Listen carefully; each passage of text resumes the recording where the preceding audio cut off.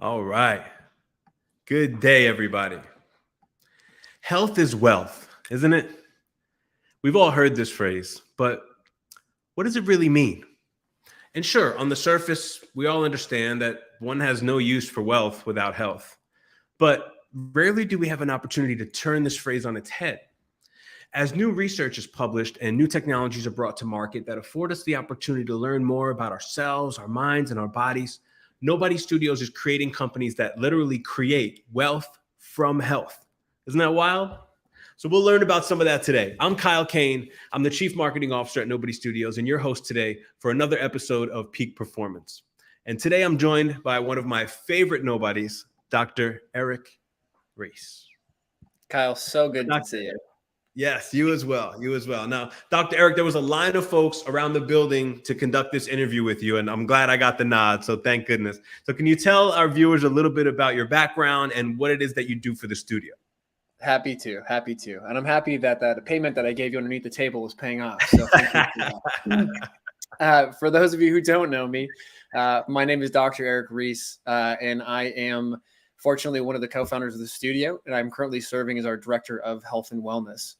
And my background really started off as this journey of being a patient first and then doctor second and now a founder third. And what's been amazing about that experience has genuinely been understanding the entire process and journey of where people go throughout their health, right? Their disease state, but also their journey through going from being healthy to maybe not being healthy, and then hopefully vice versa. And this is a really big focus for us at NoPody Studios is how do we help people live better lives, right? How do we help them live the life that is truly worth living? And as Kyle alluded to early on, we get to have a really fun conversation today. So, having spent the last decade in practice and being in the startup space for the last 5 years or so, it's really been remarkable to see some of these things come to life. And I couldn't be more excited to be here today because Kyle, you're one of my favorite people too. So I'm grateful we get to hang out and have this discussion finally. Absolutely. Well, thank you for joining us, and I'm excited to get started. So let's dive right in.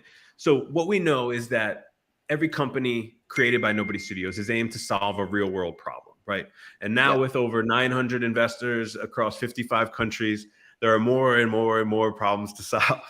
But, what I love about the work that you're doing, particularly in our health and wellness vertical, is that, while we're looking at the problems in the world and how we make an impact in the world, with biohacking, AI tech, and integrative medicine, you're really prioritizing the problems right here at home. You're focusing on the ones inside of our minds and bodies. So, I would love to learn a little bit more about, for example, biohacking. Why should we be excited about biohacking and longevity research? Why is that important to us as individuals?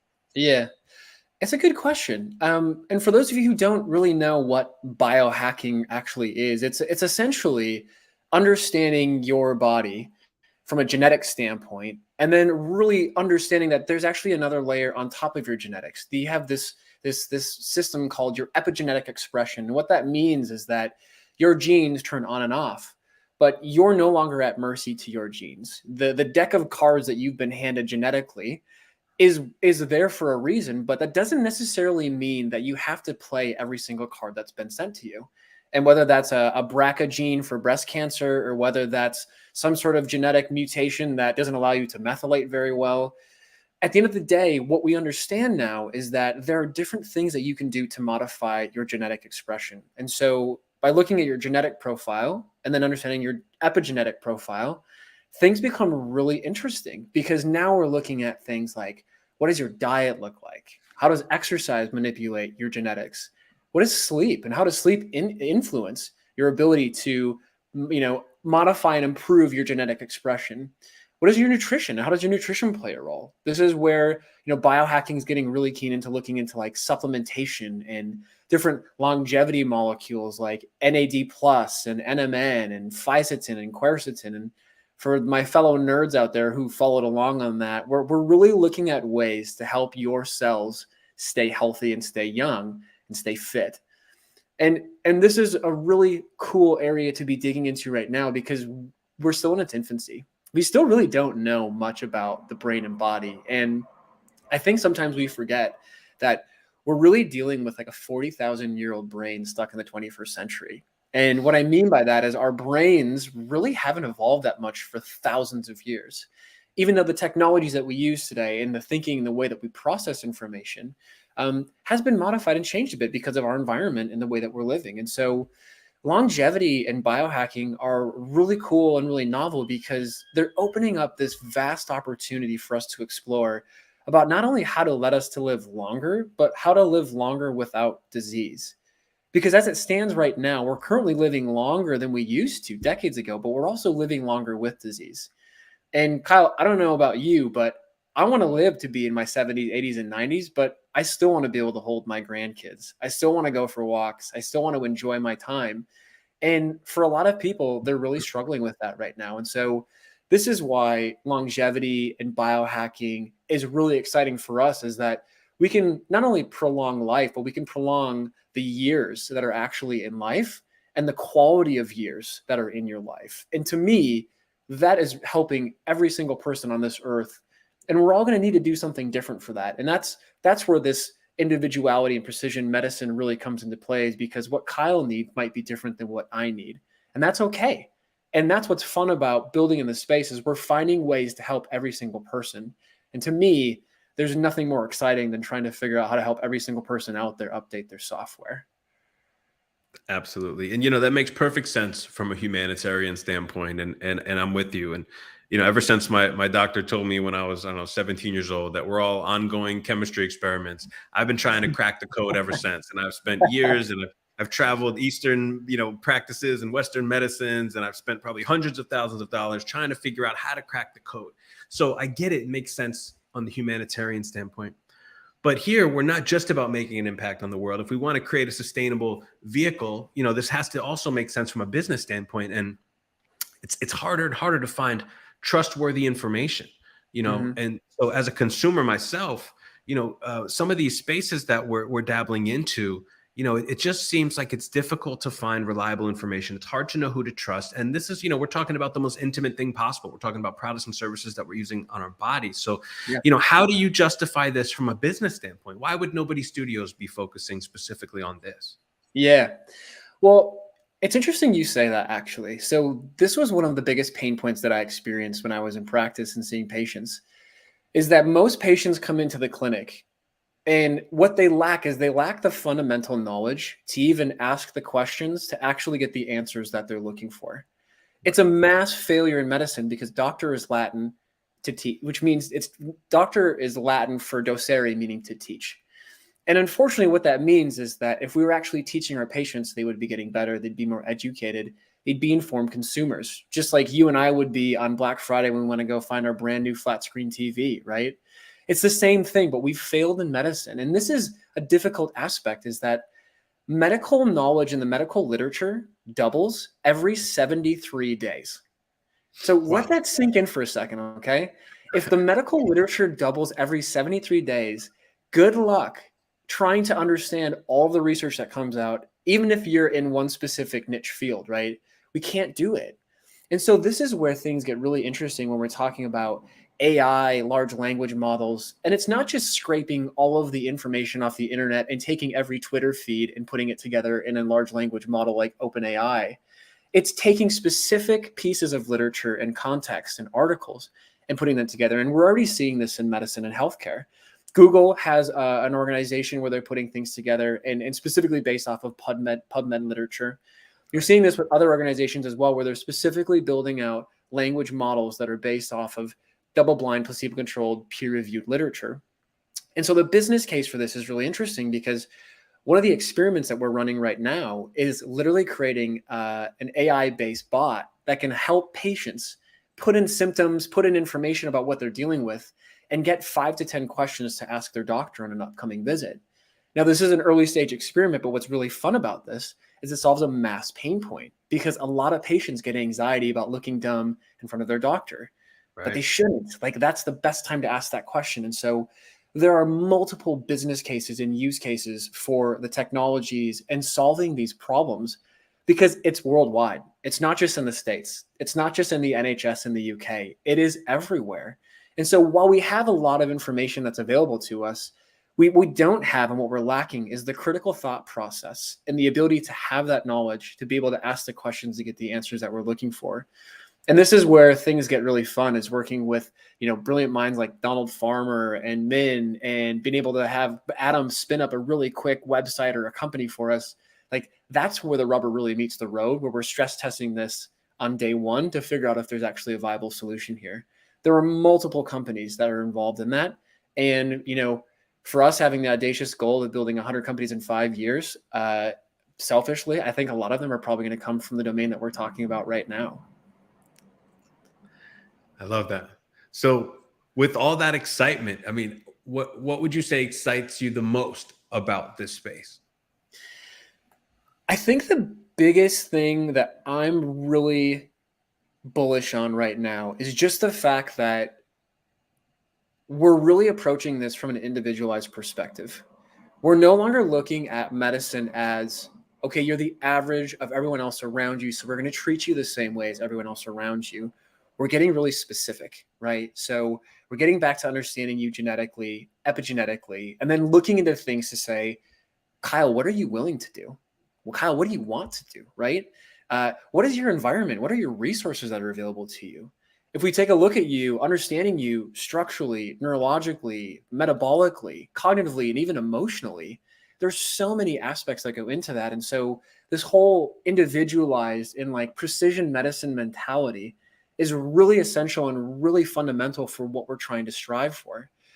But the fun thing about that is that's actually working really well. There are companies out there today where you can, submit a blood test and you can have your genetics understood, and they can tell you what kind of foods maybe you should or shouldn't eat.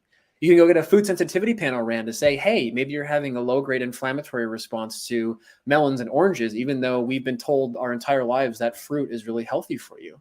So we're getting really specific and really precise with this.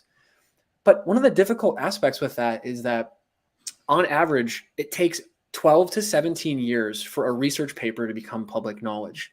And this gap of where the research is coming out to actually implementing and creating companies is far too wide, right? I don't know about you, but I don't have 12 to 17 years to wait for something to come out, because by the time that actually comes out, the real world has already moved on and changed. And so what we're trying to do as a studio is to get really specific, to utilize technology, knowledge, and critical thinking to solve today's problems, to create a better future tomorrow. And I think what's really fun about that is some of the early experiments that we're running right now are already along those lines of what I've just talked about, with precision medicine, helping users understand what they're getting into, and helping people really get into the mindset that they can own their health. And I think that that's a really fun thing for me, is if everybody could own their health or own a piece of it, I think the world would be a better place, and we'd see a lot more benefit to humanity based off of that. I agree. That's fantastic. It's good to know, and I think there's this paradigm shift happening in all the verticals, right? It's not just in health and wellness. We see that the average time it takes for a company to bring a product to market is drastically going to shrink. But if you're if you're relying on this, heavily regulated and the compliance and the scientific to be able to get a new piece of research published, you're going to miss that window. And by the time that information becomes available at the consumer level, that technology is already obsolete. And so while we see that happening in every vertical, I think it's the most felt at home in the health and wellness space, because that's also our biggest opportunity to make an immediate impact, right? I mean, we can bring a company to market in a week and have that company be instantly in someone's hand through the use of these new technologies that we have access to. So that's just very exciting. You hit something that's really important for us to distinguish as well, is the fact that there is a difference between us building in the health and wellness space versus building in the medical space. And that's not saying that they have to be mutually exclusive, but right now we're really keenly focused on the health and wellness space because there aren't as many barriers to entry, right? We don't have to deal with all the HIPAA compliance, the 510K clearances through the FDA. There's a lot of things that we have to overcome for that. And that's a really good thing, right? If we put together some sort of biomedical device, we need the clinical trials. We need to make sure these are safe for patients.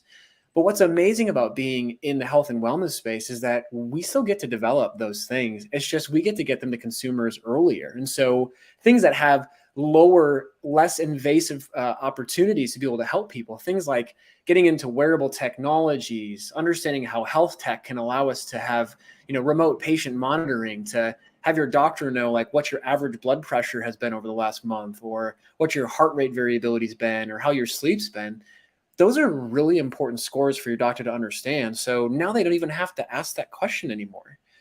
I see a future where you and your doctor might understand your body better than you do, based off of the data coming from your wearable technologies, integrating into their EHR systems, having that being utilized to make clinical decisions to benefit you.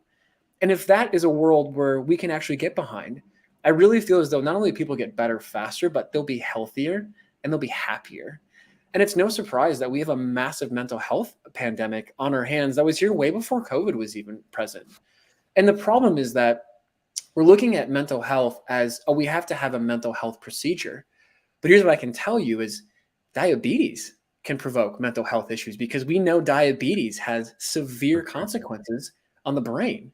They're looking at Alzheimer's and they're labeling it as the type 3 diabetes these days, because blood sugar is a very reactive molecule and left inside your arteries and veins.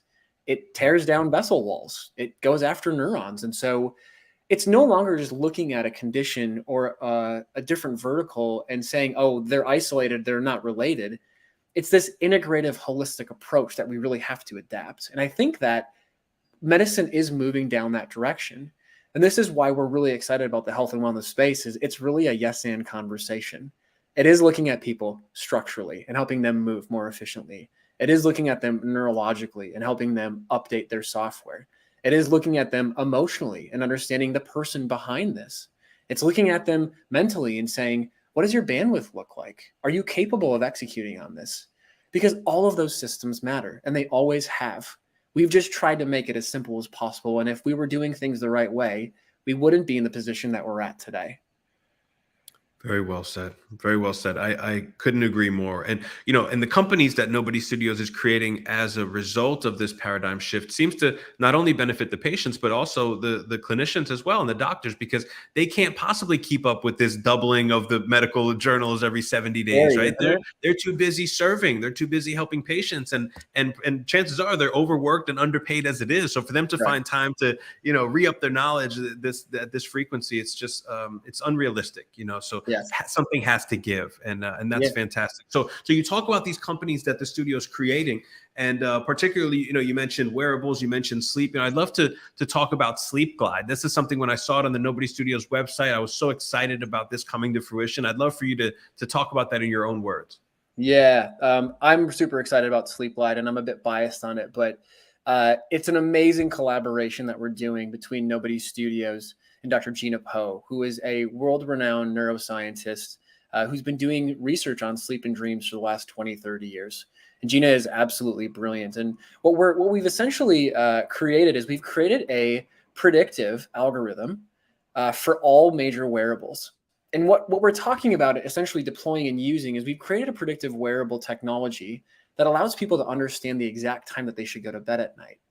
Now, this technology is essentially a black box that takes in all of your information from your wearable data, and it utilizes an algorithm that we've curated and created. And it gives an output to show people kind of where they're moving and where they're at in the spectrum of when they should actually go to bed at night. We made this prediction early on that there are these metaphorical green windows of opportunity where physiologically our brains and bodies are ready to go to sleep and get high quality sleep. Now, yes, you should go to bed at the same time every night. Yes, you should wind down. Don't, read with an iPad in front of you, all of these things. But in a lot of situations, we don't have that luxury when we're traveling across international time zones, or for the night shift nurse or the midnight worker who has to go and get things done. And so as we start modifying sleep patterns, we know that this has a massive effect on our mental health. We know that our mental health is heavily correlated and influenced by our sleep. We know that our sleep is also heavily correlated and influenced by our mental health. There is no known psychological condition out there that we have in the DSM that doesn't have sleep associations and changes in sleep with it. Now, that's powerful. And so what we've done is we've created a predictive algorithm in sleep to help users understand the exact time when they go to bed. Now, we're still into the development phase of this, but we're actually really close to finishing out our deck and approaching the major wearables to partner with them. Because what's beautiful about this provides a lot of value for the wearables who are already tracking and giving objective measurements to users. Now, there's a caveat, right? So wearables currently today only track. My Oura Ring only tells me how I slept last night. It tells me the activities that I did yesterday or what I've done in the past. But there's no predictive component to that. And so we're going to be the first, if not one of the first companies to market to bring predictive algorithms, predictive software to the market, especially in the sleep space. And a lot of people are looking into this space. And so we're really excited to bring it. And we're fortunate that we were paired together with Gina, and she is all behind it. And she's excited to bring this to market too. So beyond excited to bring SleepGlide to the real world. Sign me up. I can't wait to be one of the beta testers on that one. Same, me too. I'm really excited for it as well. Now, I heard you say some terms like integrative medicine, individualized precision medicine. Can you break this down for us, and how Sure. does this differ from other forms of medicine? Yeah, I mean, it's really getting into some caveats. I think one thing that has been an absolute medical breakthrough is the randomized control trial. And what that essentially means is we want to study migraines. So we get a massive cohort of people. We make sure we have the appropriate age ranges. We have a good diversification of, different types of ethnicities and, sex and gender and all that stuff like that. And then we run trials and we make sure that we statistically can make a decision as to whether or not the intervention made a clinical outcome and it was beneficial for that group. Now, what happens with that, though, is you're taking the law of averages to the next level. And what might work for Kyle, who has migraines, might not work for me, who has migraines. Well, that's because we're different. We're individuals. We're different genetically. We have different epigenetic expressions that are occurring, different lifestyles, different behaviors. And that's a really good thing. And so a long time ago, and some of these are still on their way of being evolved, is we would just say, hey, Kyle and Erik, you both have migraines. You both are guys. We're going to give you the exact same treatment, the exact same protocols. But we know that that doesn't work anymore. Maybe it worked great for Kyle on the first time, but it doesn't work really well for me. And the side effects far outweigh the benefits. And so now I'm on my third medication, my fourth procedure, my fifth doctor, and we're still scratching our heads saying, why didn't this work for Erik? The precision medicine and the focus on individualized medicine is the key indicator and the key differentiator for that. It's now looking at the person and saying, okay, let's look at you structurally, neurologically, metabolically. Let's understand your genetics, your epigenetics. Let's look at your lifestyle. Let's make sure we truly understand the person in front of us. And then what we do is we make informed, educated decisions based off of that. That is where the future is heading. And that's where we should have been in the first place. But in medicine, we've tried to make it as simple as possible because we are in a mass shortage of doctors and providers. We're also in a mass shortage of just having adequate information to be able to deploy. And so this movement is something that's been a long time in the making. And there's a lot of focus now because you can take a genetics profile, you can look at somebody's epigenetic expression, you can make really specific informed decisions. And now you can get even more effective at making sure that the treatment in front of this person is going to be a better outcome than the one that you just say, hey, we're just going to try something and see if it works. That, to me, at the end of the day, is really what precision medicine and individualized medicine kind of equates to in the long term. So what does the future of that space look like? I mean, you mentioned all of the benefits. How do we get from where we are now, which sounds to me like a very broken system, to the utopian version of where we want to be? Yeah. I think one of the first things is making sure that we are staying humble, realizing that we don't know everything, realizing that doctors are fallible as well. We're humans. And that it's okay to admit that we made mistakes, right? So I think we need to backtrack a bit and make sure that we truly understand the questions that are being asked in front of us. But at the same time, too, I think we need to open our ears up to being a little bit more open to different opportunities. So I'm a huge fan of Western medicine. It's saved my life many times. But what's amazing about that is a lot of Western medicine practices and even the molecules that have been patented have come from plant medicines. They've come from Eastern and Oriental medicines. And so what's amazing about that is there's massive cross-hybridization, this cross-pollination effect that's occurring now, where we're kind of reverting back to saying, well, what else is in the jungle that we could use for medicines? What else is out there that we could help people, utilize for mental health, addiction, and substance abuse? And so, the future really is about asking the right questions to get the answers we're looking for. And I think more importantly, too, it's all about empowering the patient. That doesn't mean we're eliminating doctors, but what that means is that patients should be informed consumers. Patients should be ready to ask questions to make sure that they understand what's going on. And they should be able to have a seat at the table as well, too. And I think if we can combine all of that with the advancements in technology and genomics and diagnostic imaging and implementing AI, we're going to see a vastly different future where you're going to be able to be in the driver's seat of your health. You're going to have a brilliant co-pilot who might be an AI bot. You'll have an amazing doctor who's there to guide you and make sure you're making informed decisions. And then on top of that, too, you're going to be able to be in a situation and an opportunity where you're going to get the outcomes that you're actually looking for. That would be the utopia for me, where I can hang my hat up and say, look, our work here is done. But I have a feeling we'll be doing this for quite some time because there's always a next step in the process, right? That's right.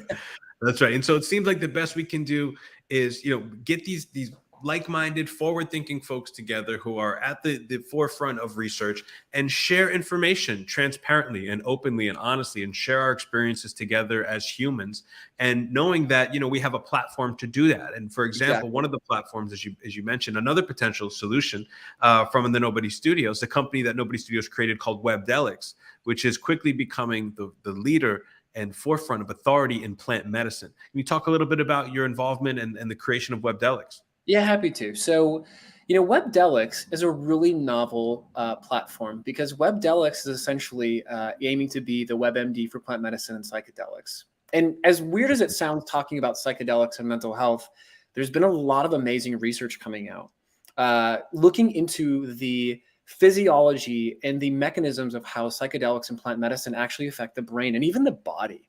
There are anti-inflammatory effects. There are theories as to whether or not these plant medicines can actually help your neurons grow new synapses. I mean, the jury is still out on some of these things, but what we know is they can have profound effects on the human experience. And what's amazing about that is there is a mass, movement right now going on trying to understand the effects of these medicines. Major research institutions from Johns Hopkins, NYU, Harvard, UCLA, Imperial College of London, the list goes on with major research institutions putting funds behind researching these molecules. And what's exciting is we're seeing outcomes that we would have never thought we would be seeing before. People who are having near complete remissions from, post-traumatic stress disorder, anxiety, different types of depressions. The list goes on and on. And so, although it's not a one size fits all, there's no one pill, one therapy, one molecule for a complete fix. What they're finding is that paired together with psychedelic assisted therapy, psychotherapies, cognitive behavioral therapies, implemented together with different things like novel therapeutics, biohacking molecules, just even improving sleep, you can actually get really profound outcomes and effects. And so Webdelics is aiming to be the WebMD for plant medicine and psychedelics. We've got an amazing advisory board of industry researchers and just high-level leaders who understand the space really well. What's fun about it is we've had so many stories and so many people coming out to us saying, you guys have no idea how impactful this company has been for me, because people are looking for this knowledge. And to kind of do a full circle here, Kyle, with the discussion we started with is how do you wade through some of the information out there? Well, what we're doing is we're putting out peer-reviewed, high-level, unbiased information on Webdelics via Instagram, via our podcast, and via our platform. And so it's an exciting time for us because there's a lot of great research coming out, but a lot of people don't know how to read the double-blind, placebo-controlled studies. Leave that to us. Leave it to our writers. Leave it to our team, our brilliant staff, because they understand how to translate that into knowledge and information that's palatable and understandable. And for me, I couldn't be happier because the team that we have, the leadership that we have on there is remarkable. And I just get to sit back and be a part of cool conversations and hopefully build cool companies and have a cool effect on the rest of our economy and society. So Webdelics is one of the most exciting companies we've got going on in the health and wellness space. And stay tuned for more, because I know we've got some really fun announcements coming up in the next couple of months. Yeah, that's great. Thank you very much for sharing that. And it's really a pleasure to hear it straight from the doctor's mouth, if you will, because we've got so much information out there, and it's just hard to understand what to trust. So this was super informative. I've actually got quite an intense journey myself with psychedelics and plant medicine. So we'll have to save that for a future episode of Peak Performance. But for now, Dr. Erik, I want to thank you for your time today. It's a pleasure, and I really I can't thank you enough for really what you do to help us live our mission of solving the world's problems one company at a time. So thank Thanks, you man. I for that. appreciate Thanks it. for your time Yeah. today. Yeah. We'll All right. talk to everybody soon. Thank you. Cheers.